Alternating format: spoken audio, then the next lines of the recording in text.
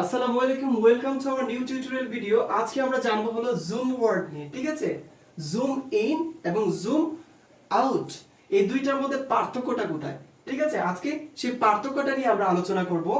Zoom word তারাই জানে যারা জুম ক্লাসগুলো করেছেন, এবং জুম ক্লাসের মধ্যে অনেক ধরনের সমস্যা ফেস করতে হয় এবং সমস্যাটাকে কিভাবে কাটিয়ে উঠতে হয় সেটা সম্পর্কে জানবো। জুম, ঠিক আছে?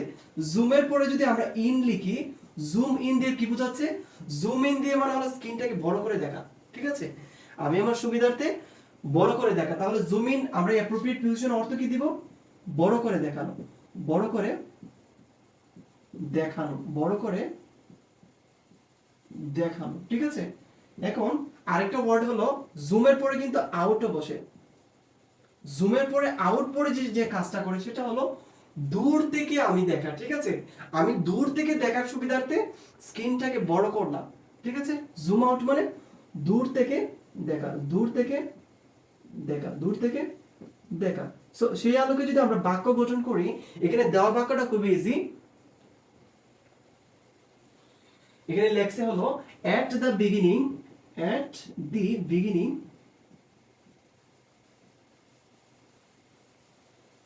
the cameraman, the camera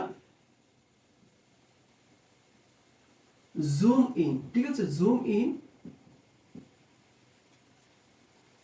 to show the reality, ঠিক আছে?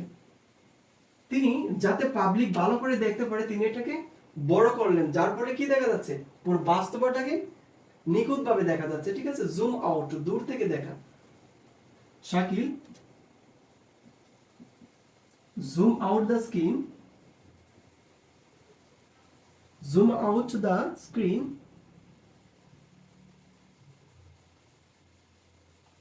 to see from